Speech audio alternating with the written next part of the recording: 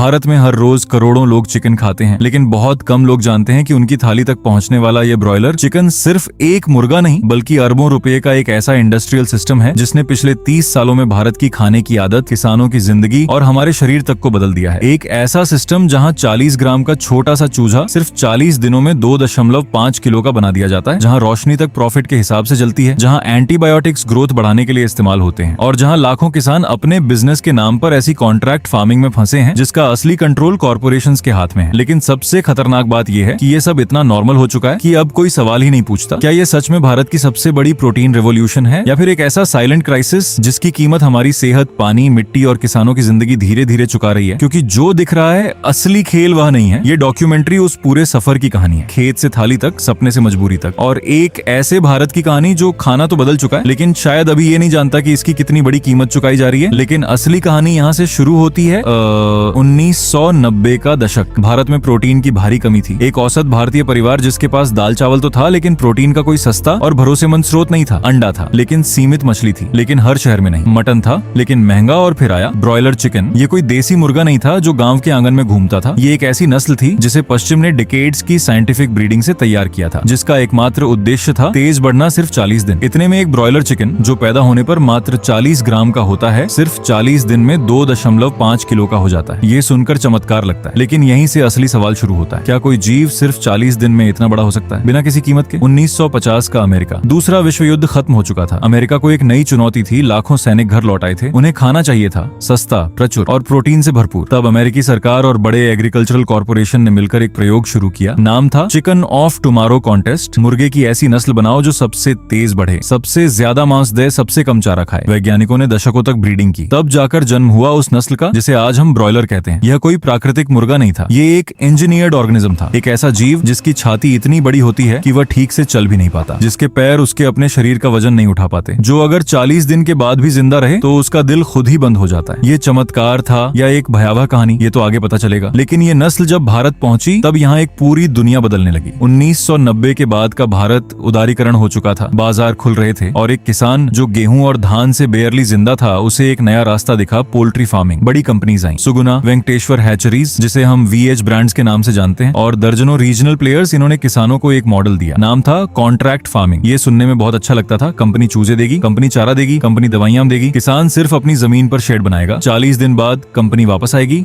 Chicken ले जाएगी और किसान को पैसे मिलेंगे। लाखों किसानों ने इस सपने को अपनाया। आंध्र प्रदेश, तेलंगाना, महाराष्ट्र, उत्तर प्रदेश, पूरे देश में ब्रॉयलर फार्म्स फैल गए और भारत जो एक दशक पहले तक चिकन को लग्जरी मानता था, अब दुनिया का चौथा सबसे बड़ा पोल्ट्री प्रोड्यूसर बन गया। हर साल 450 करोड़ से ज्यादा ब्रॉयलर चिकन भारत में पाले और काटे जाते हैं। ये संख्या इतनी बड़ी है कि दिमाग सोच नहीं पाता। लेकिन इस धमाकेदार ग्रोथ के पीछे एक और कहानी थी जो कोई नहीं बताता। वो किसान जिसने अपनी सारी बचत लगाकर शेड बनाया था, जिसने बैंक लोन लिया था, जिसने अपने परिवार को वादा किया था कि अब जिंदगी बदलेगी, उसे एक दिन पता चला कॉन्ट्रैक्ट की सारी शर्तें कंपनी के हाथ में थी। चारे की क्वालिटी कंपनी तय करती थी, चूजों की मोर्टेलिटी रेट कंपनी तय करती थी, और सबसे बड़ी बात, किसान को कितना पैसा मिलेगा यह भी कंपनी तय करती थी। अगर किसी बैच में मोर्टेलिटी ज्यादा हो गई तो लॉस किसान का, अगर चिकन का वजन कम रहा तो पेनल्टी किसान की, अगर मार्केट में दाम गिर गए तो रिस्क किसान का। ये कॉन्ट्रैक्ट फार्मिंग नहीं था, ये एक ऐसा जाल था जिसमें किसान ने कैपिटल लगाई थी लेकिन कंट्रोल उसके पास था ही नहीं। इकोनॉमिस्ट्स इसे कहते हैं कैप्टिव फार्मर सिंड्रोम। एक किसान जो टेक्निकली सेल्फ एम्प्लॉयड है लेकिन प्रैक्टिकली किसी कॉर्पोरेशन का बॉन्डेड लेबर बन चुका है। और ये सिर्फ एक दो किसानों की कहानी नहीं है, लाखों परिवार आज इसी चक्र में फंसे हैं। लेकिन ये तो सिर्फ एक परत थी, असली खेल तो और गहरा था। तेलंगाना के एक छोटे से गांव की कल्पना कीजिए, रामलिंगम रेड्डी, एक किसान जिसने 2010 में 8 लाख रुपए का लोन लेकर पोल्ट्री शेड बनाया था। पहले 2 साल ठीक ठाक गुजरे,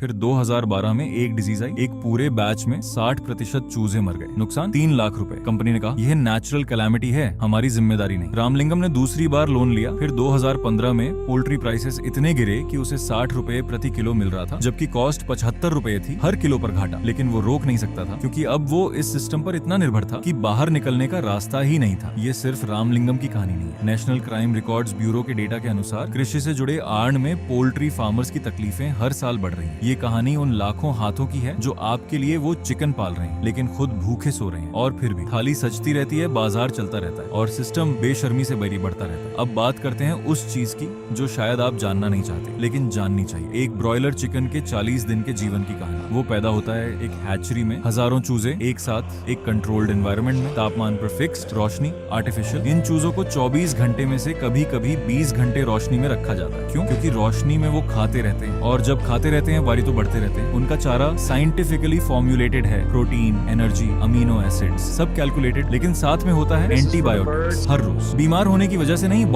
बल्कि ग्रोथ प्रोमोटर्स के रूप में एंटीबायोटिक्स देने से बैक्टीरिया कंट्रोल होता है और चिकन थोड़ा और तेज बढ़ता है। ये प्रैक्टिस दुनिया भर में कंट्रोवर्शियल है। वजह, जब हम वो चिकन खाते हैं तो वो एंटीबायोटिक्स के ट्रेस हमारे शरीर में जाते हैं और धीरे धीरे हमारे शरीर में उन एंटीबायोटिक्स के प्रति रेजिस्टेंस बनने लगती है। WHO कार्य, वर्ल्ड हेल्थ ऑर्गेनाइजेशन ने इसे one of the biggest threats to global health कहा है। एंटीमाइक्रोबियल रेजिस्टेंस या AMR एक दिन आ सकता है जब हमारी बीमारियों को ठीक करने वाली दवाइयां काम करना बंद कर दें, और उस दिन की नींव आज के पोल्ट्री फार्म्स में रखी जा रही है। ये सिर्फ चिकन की कहानी नहीं है, ये भविष्य की सबसे बड़ी स्वास्थ्य चुनौती की कहानी है। सरकार को ये पता है? हाँ, 2019 में भारत सरकार ने एक गाइडलाइन जारी की, पोल्ट्री में ग्रोथ प्रोमोटिंग एंटीबायोटिक्स पर बैन, लेकिन इम्प्लीमेंटेशन शून्य, क्योंकि इस इंडस्ट्री का लॉबी बहुत मजबूत है और इस इंडस्ट्री से डायरेक्टली और इनडायरेक्टली 3 करोड़ से ज्यादा लोगों की रोजी रोटी जुड़ी है। इसे रोकना आसान नहीं है। दूसरी तरफ एक और चुनौती, पानी। 1 किलो चिकन प्रोड्यूस करने में लगभग 4300 लीटर पानी लगता है। भारत जो पहले से वाटर स्कैर्सिटी की तरफ बढ़ रहा है, जिसके 600 से ज्यादा डिस्ट्रिक्ट्स में ग्राउंड वाटर खतरनाक स्तर तक गिर चुका है, वो हर साल अरबों लीटर पानी ब्रॉयलर इंडस्ट्री में खर्च कर रहा है। और फिर है वेस्ट मैनेजमेंट की समस्या, पोल्ट्री लिटर यानी मुर्गियों का मल और बिछावन। ये अगर ठीक से मैनेज ना हो तो जमीन और नदियों को जहरीला बना देता है। आंध्र प्रदेश और तेलंगाना के कई इलाकों में जहाँ पोल्ट्री डेंसिटी सबसे ज्यादा है, वहाँ के ग्राउंड वाटर में अमोनिया और नाइट्रेट्स की मात्रा सेफ लिमिट से कहीं ऊपर है। गाँव का कुआं जहरीला हो चुका है, लेकिन थाली में चिकन आता रहता है। ये सब सुनकर एक सवाल उठता है, तो क्या चिकन खाना बंद कर दें? नहीं, ये उतना सिंपल नहीं है, क्योंकि ब्रॉयलर चिकन ने